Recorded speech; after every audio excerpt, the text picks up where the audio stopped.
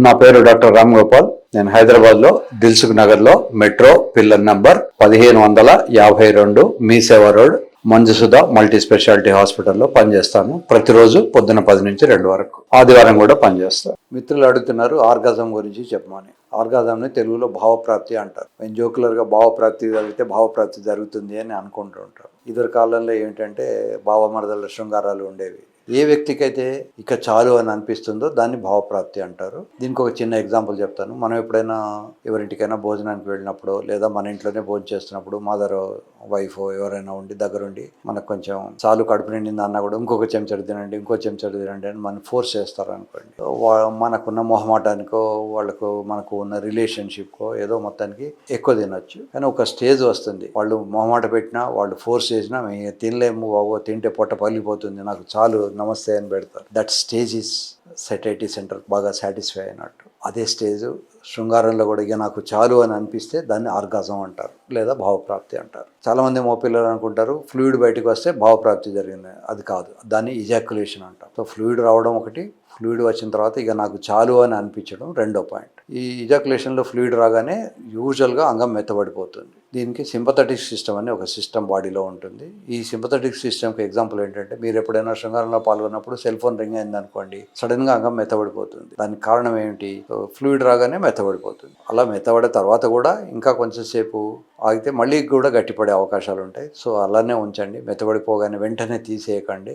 దాన్ని ఇంకా కొన్ని నిమిషాల నుంచి మళ్ళీ ఒకసారి ట్రై చేయండి. ఇక అమ్మాయి కానీ అబ్బాయి కానీ నాకు చాలు అని అనిపించేంత వరకు చేయడాన్ని ఆర్గాజం అంటారు. ఒకసారి నా దగ్గరికి ఒక తల్లి వచ్చారు, ఆమెకి 2 పిల్లలు. ఆమె అంటుంది నాకు పెళ్ళి 7 years అయింది, నాకు 2 పిల్లలు కూడా, కానీ నాకు ఇంతవరకు భావప్రాప్తి జరగలేదు సార్, నాకు తృప్తిగా లేదు. అట్లాంటివి రాకుండా జాగ్రత్త పడండి. పిల్లల్ని కనడం వేరు, శృంగారంలో ఎంజాయ్ చేయడం వేరు. పిల్లలు కలిగిన వాళ్ళు ఎంజాయ్ చేయొచ్చు, పిల్లలు లేని వాళ్ళు కూడా ఎంజాయ్ చేయొచ్చు. నిజానికి పిల్లలు పుట్టిన తర్వాత ఎంజాయ్మెంట్ లెవెల్ కొంచెం పెరుగుతుంది. ఎందుకంటే వాళ్లకు ఈవెన్ సిజేరియన్ ఆపరేషన్ చేసి పొట్ట కట్ చేసి పాపం తీసినా కింద వేదన కొంచెం లూజ్ అవుతుంది. అలా లూజ్ అయినప్పుడు వాళ్ళు ఎక్కువ ఎంజాయ్ చేయగలుగుతారు. అసలు శృంగారం ఎందుకు చేయాలి? మాస్టర్బేట్ చేసుకుంటే సరిపోద్ది కదా, పెళ్ళి ఎందుకు చేసుకోవాలి? పెళ్లి చేసుకునేది ఎదుటి వ్యక్తిని సంతృప్తిపరిచేందుకోసం. ఆమెకు శారీరకంగా, మానసికంగా, స్పిరిచువల్గా ఆమెను సంతృప్తిపరచాలి. సో ఆమెను సంతృప్తిపరచడం కోసం పెళ్లి చేసుకోవాలి. కేవలం శృంగారంలో ఎంజాయ్మెంటే కాబట్టి మాస్టర్బేట్ చేసుకోవచ్చు, లేదా ఏ వేశ్య దగ్గరకు పోవచ్చు. ఏ వ్యక్తులకైతే భార్యతో శృంగారం చేయడం ఇష్టం లేదో వాళ్ళు పెళ్లి చేసుకోకండి. అంతేగాని పెళ్లి చేసుకుని వాళ్ళను ఇబ్బంది పెట్టకండి. ఒకసారి నా దగ్గరికి ఒక పూజారి కపుల్ వచ్చారు. అమ్మాయి చెప్పింది, సార్ మా ఆయన నాకు పెళ్ళి 2-3 ఏళ్ళు అయింది, ఇంతవరకు నన్ను తాకట్లేదు. అబ్బాయిని అడిగాను, బాబు ఏమిటి ప్రాబ్లం నీకు? సార్ నాకు చిన్నప్పటి నుంచి దేవత విగ్రహం, మాకు ఇంటి దగ్గర గుడి ఉండేది, ఆ గుడి దగ్గర నాకు మా నాన్నగారు చీర కట్టడం నేర్పారు. నేను ఆ విగ్రహం చీర కడతాను. నాకు మా నాన్నగారు అప్పుడు చెప్పాడు, నా 5-6 years ఏజ్లోనే, ఏ స్త్రీని చూసినా తల్లి అని అనుకో, దేవత అని అనుకో అని. కనుక నాకు ఈ అమ్మాయిని చూస్తే నాకు ఎరెక్షన్ రావట్లేదు, నాకు అట్లాంటప్పుడు పెళ్లి చేసుకోకూడదు. పెళ్ళి అనేది మీ శరీరాని కోసం, మీ పార్ట్నర్ సౌఖ్యం కోసం చేసుకునేది. వయసు వచ్చిందనో, చుట్టాల కోసమో, తల్లి కోసమో, లేదా ఇంట్లో వంట చేసి పెడుతుందనో, అంట్లు తోముతుందనో పెళ్లి చేసుకోకండి. పెళ్లి చేసుకునేది ఒక పార్ట్నర్ కోసం, ఒక ఆమెకు తృప్తినియడం కోసం మీరు కష్టపడాలి. అంతేగాని మీరు సుఖపడేందుకోసం అని అమ్మాయిని పెళ్లి చేసుకోకండి. అమ్మాయిని సుఖపెట్టే దానికోసం మీరు పెళ్లి చేసుకోండి. ఒక టీచర్కు, స్టూడెంట్కు మంచి మార్కులు వస్తే టీచర్కు ఒక రకమైన హ్యాపీనెస్ ఉంటుంది. అట్లాగే మీ వైఫ్ కనుక సంతోషంగా ఉంటే మీరు సంతోషంగా ఉంటారు. సో ఆమెను సంతోషంగా ఉంచేందుకోసమని మీరు పెళ్లి చేసుకోండి. అంతేగాని మీ సంతోషం కోసం పెళ్లి చేసుకోకండి. ఒక్కోసారి ఏంటంటే పెళ్లికి ముందు ఆ అమ్మాయిని చూస్తాడు, అంత అవుతుంది, వాడు ఇచ్చే వరకట్నమో లేకుంటే మామగారి ఇన్ఫ్లుయెన్స్కో దేనికో పడి పెళ్లి చేసుకుంటాడు. పెళ్లి చేసుకున్నప్పటి నుంచి మళ్ళీ సంసారం చేయడు. అట్లా కపుల్స్ వస్తాయి. ఎందుకు అంటే నాకు ఇష్టం లేని పెళ్లి చేస్తాడు. ఇష్టం లేనప్పుడు పెళ్లి ఎందుకు చేసుకోండి? నీకు అంతగానో ఇష్టం లేకపోతే పారిపో. కనీసం అమ్మాయిల కంటే భయం ఉంటుంది. అబ్బాయిలకి ఏముంది, వాడు వెళ్ళిపోవచ్చు.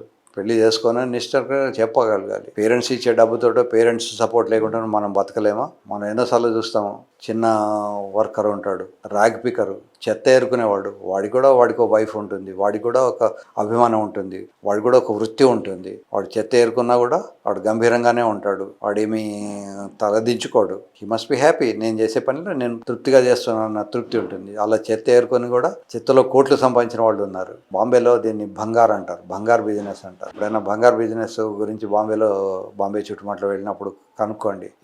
వాళ్ళు ఎంత సంపాదిస్తారో. చాలామంది ఏమిటంటే అమెరికాలో కానీ ఇండియాలో కూడా రిచ్ పీపుల్ వాళ్ళ పాత వస్తువులు, వాడిన వస్తువులు కొద్ది సంవత్సరాలు అయిన తర్వాత పాత టీవీని ఏం చూస్తాను లేని పడేస్తారు. మంచాలు, ఈవెన్ డ్రెస్లు, కోట్లు వేసుకునేవి. ఒక్కోసారి ఆ కోట్లో డైమండ్స్ కూడా దొరికిన వాళ్ళు ఉన్నారు. కనుక చెత్త ఏరుకునేవాడిని కూడా నీచంగా చూడకండి. వాడిది కూడా ఒక వృత్తి, వాడిది కూడా ఒక ప్రొఫెషన్. సో వాడు చెత్త ఏరుకొనైనా కూడా వాడి భార్యను సంతృప్తిపరుస్తాడు, హ్యాపీగా ఉంచుతాడు. పేరెంట్స్కి భయపడి ఇష్టం లేని పెళ్ళిళ్ళు చేసుకొని ఆ అమ్మాయిని బాధ పెట్టడం, మీరు బాధపడడం చేయకండి. హ్యాపీగా ఉండడం నేర్చుకోండి.